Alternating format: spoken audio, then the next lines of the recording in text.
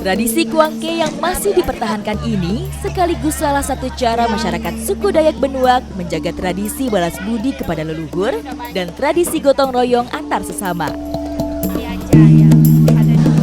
Kalau acara besar seperti Kuangka ini yang nggak boleh terlewatkan adalah masak-masaknya.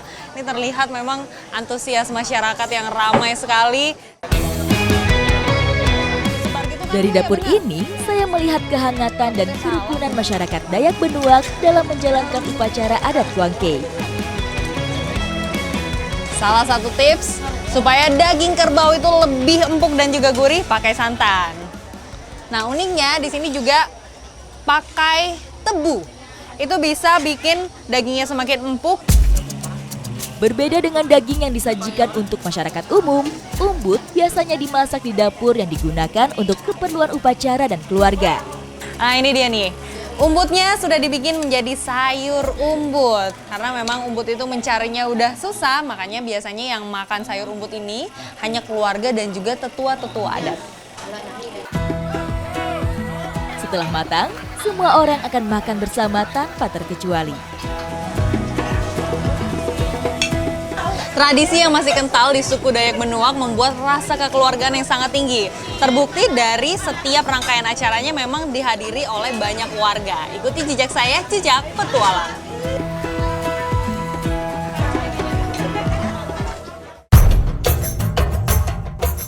Sebagai tingkatan upacara kematian tertinggi, Kuangke memiliki proses paling panjang yang berlangsung selama berhari-hari berdasarkan perhitungan khusus.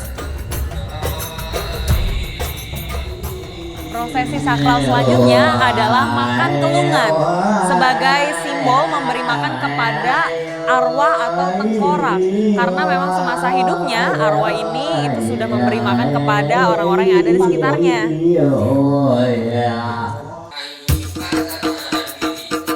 Setiap pagi dan malam, para pawang harus memanggil arwah untuk diberi makan dan minum selayaknya mereka masih hidup. Setelah seperti ini nantinya akan diikat.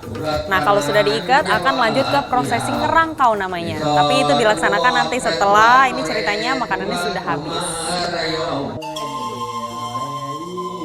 Ritual pemberian makan arwah dilakukan setiap hari selama proses Kuangke berlangsung. Yang membedakan adalah lantunan berbagai macam riwayat manta atau dongeng asal-usul yang berbeda dengan bahasa khusus. Menjelang malam, rangkaian Kuangke masih berlangsung. Salah satunya tarian ngerangkau yang dilakukan oleh para keluarga arwah yang diupacarakan. Diiringi musik tradisional, kami mulai menarikan tarian ngerangkau. Kelompok perempuan akan menari untuk kerabat perempuan yang sudah meninggal, begitu juga untuk kelompok keluarga laki-laki.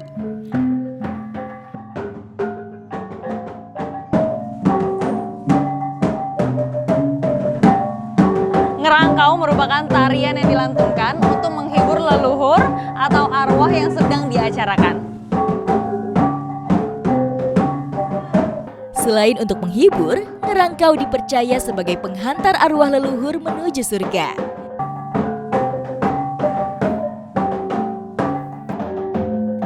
Prosesi ini akan terus berlangsung hingga upacara Kuangke selesai dan arwah kembali disemayamkan di pemakamannya.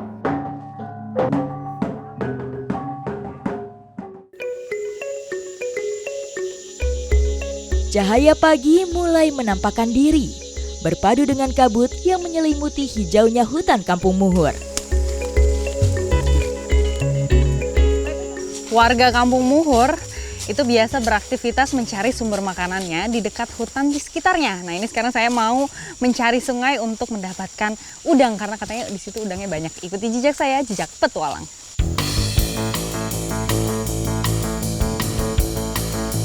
Bersama Kak Devi dan Yeni, saya mencari udang di sepanjang aliran sungai ini. Udang air tawar biasanya hidup di perairan tenang sepanjang aliran sungai, bersembunyi di balik dedaunan kering dan semak tepi sungai. Udang sungainya memang ukuran paling besarnya paling segini aja nih, nggak nyampe setelunjuk. Ukuran besarnya masih kecil, Tapi dia terlihat tuh udah ada capitnya. Udang memakan bahan organik yang sudah membusuk, baik sampah daun, ganggang, maupun alga yang ada di sungai. Walaupun sungainya kecil, tapi potensi biota air tawarnya tuh lumayan juga. Ada udang, ada ikan juga kita dapatkan. Dari tadi di sini nangkuk dapat terus loh. Nah kan, dapat lagi. Lingkungan yang sehat membuat udang berkembang biak dengan baik, menjadi indikator alami kebersihan air sungai. Daun dapatnya. Sebenarnya pada saat air surut seperti ini tuh lebih mudah untuk mendapatkan udang dibandingkan airnya tinggi.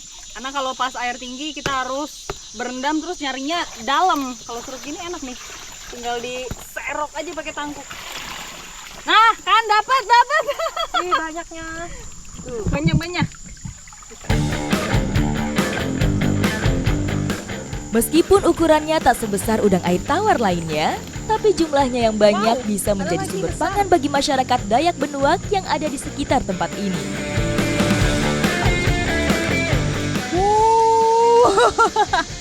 Dapat banyak ini. Sekali nangguk. Ada ikannya juga. Ih Kak Pebi, dapat ikan yang lebih besar lagi. Oh iya.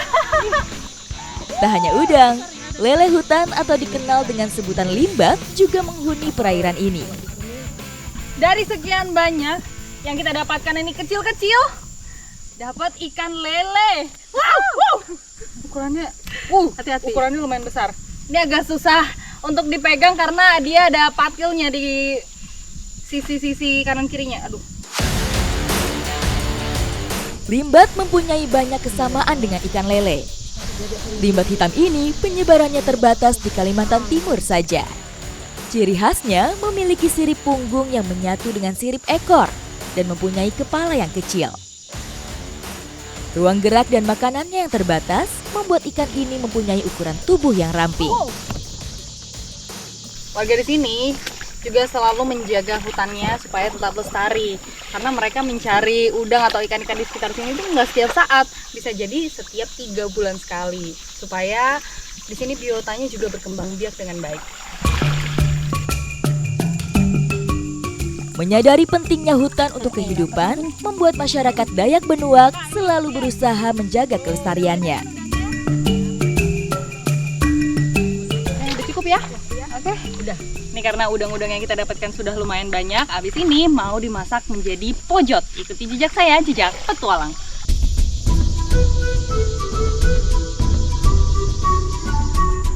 Keberadaan saya di sini menjadi saksi bahwa hutan Kalimantan Timur memang sangat indah dan kaya. Masyarakat sekitar biasa memanfaatkannya untuk memenuhi kebutuhan sehari-hari. Nah, ini daun yang mau kita cari namanya daun bengkuk eng. Jadi ejaannya emang agak sulit, harus lidah-lidah yang fasih. Nah, ini daunnya digunakan untuk membungkus pojot nantinya. Wah, Daun bengkuk eng menjadi salah satu daun yang aman dan biasa digunakan masyarakat Dayak untuk membungkus makanan atau barang kebutuhan sehari-hari.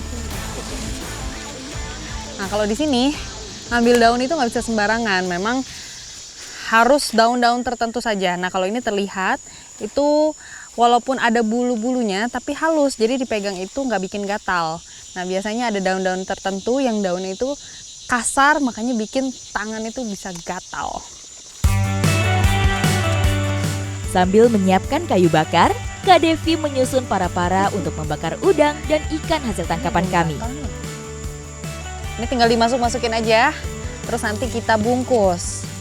Nah, daun bengkuk itu udah mengeluarkan aroma nanti ketika dipanggang, diasapkan, dan pakai daun tambahan juga nih, namanya daun lemonu. Lemonu ya, betul. Lemonu itu sebagai pengganti asam, supaya nanti rasanya juga lebih segar. Dari tadi susah-susah kata-katanya.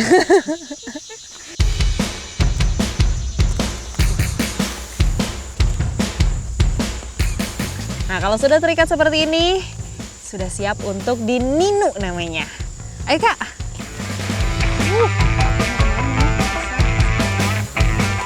Apinya lumayan panas ini Kak. Kalau Kakak enak ya pakai burai itu. Jadi bisa melindungi muka. Kakak-kakak memang dari perjalanan tadi sudah pakai burai, itu salah satu untuk merawat kecantikan khas suku Dayak. Supaya adem terus ya, nggak kepanasan. Daun bengkukeng dapat melindungi udang dari panas secara langsung, sehingga tidak gosong dan aromanya meresap ke dalam. Kak, ini kayaknya udah matang nih. Terlihat seluruh permukaan daunnya udah gosong. Saya angkat ya. Uap panas mengepul di balik daun bengkukeng yang gosong. Perubahan warna pada kulit yang memerah menandakan udang sudah matang.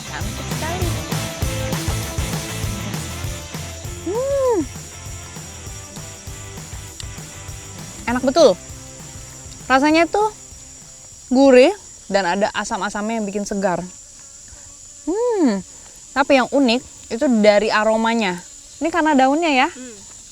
Aromanya tuh khas sekali. Udang segar mempunyai cita rasa manis dan gurih yang khas.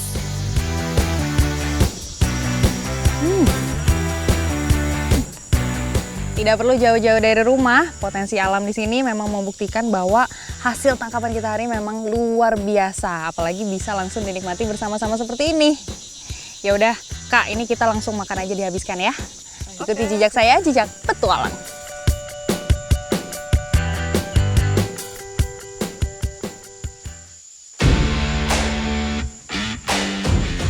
Hutan Kalimantan Timur memiliki potensi alam yang sangat melimpah. Salah satu kekayaan alam itu berupa tumbuh-tumbuhan yang dapat dimanfaatkan sebagai bahan obat dan perawatan kecantikan dengan cara batimung ala masyarakat Dayak Benuak. Sebelum masuk ke dalam hutan, masyarakat Dayak Benuak biasa menggunakan salah satu jenis daun sebagai anti nyamuk. Nah, ini daun pertama yang kita ambil namanya adalah daun selekop supaya kita terhindar dari serangga dan juga nyamuk. Biasanya, daun yang dimanfaatkan adalah bagian pucuk mudanya. Coba. Terus ini kita pakainya gimana, Kak? Nah, ini kita pakainya kan. Oh. Nanti dia kayak hair body nih. Selain digunakan sebagai anti serangga, kandungan dalam daun ini juga dapat mencerahkan kulit. Nah, ini daunnya langsung diusap, digosok-gosok seperti ini sampai mengeluarkan busa. Biasanya kalau yang terlalu muda itu dia nggak keluar deh. Oh iya. Oh, ini keluar dikit-dikit. Harus. Tuh. Nah, busanya ini yang nantinya akan dioleskan ke kulit. Karena ini katanya rasanya pahit, jadi serangga tuh nggak suka.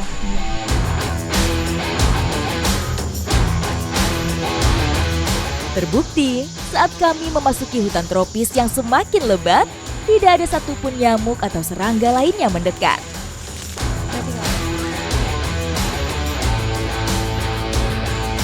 Ini pas banget nih, langsung ketemu daun pesak namanya. Jadi daun ini itu berfungsi untuk menambah stamina. Dan kalau di suku Benuak, daun pesak ini itu khusus untuk perempuan, nggak boleh untuk laki-laki. Meskipun masih muda, Kak Julia mempunyai pengetahuan mendalam tentang bahan obat dan kecantikan tradisional. Nah, ini menurut kepercayaan warga di sekitar sini, ngambilnya itu harus 7 lembar. Kalau enggak, ambilnya semuanya. Tapi karena kita juga mau melestarikan supaya nanti dia bisa tumbuh lebih banyak lagi, kita ambil aja 7 lembar. Angka 7 merupakan angka keramat bagi masyarakat Dayak Benuak. Angka ini merupakan angka kesempurnaan yang mempunyai makna keselarasan dan simbol rejeki. Selain daun, masih ada salah satu akar gantung yang kami cari. Ini salah satu bahan yang kita cari juga, namanya adalah akar kelagit. Sebenarnya cara membedakan dari akar-akar yang lainnya, dia itu selain memang tumbuhnya merambat, kelihatan dari corak-coraknya. Sekilas itu mirip ular. Ini lumayan besar ini ukurannya. Makanya yang kita ambil itu bagian kulitnya. Tumbuhan liana berkayu biasanya menopang pada pohon besar untuk mendapatkan sinar matahari. Bahan yang harus ada untuk betimung adalah akar kelagit ini nih. Karena dia itu punya fungsi untuk menghilangkan racun dalam tubuh. Nah, nih setelah dikupas, warnanya kuning seperti ini. Makanya nanti ketika direbus dia akan berubah warna. Dari beberapa jenis bahan yang saya dapatkan, cukup menjadi pertanda bahwa hutan ini masih sangat terjaga. Ambil secukupnya. Yang penting udah cukup untuk kita bertiga bertimung. Ya udah yuk kita langsung aja lanjut.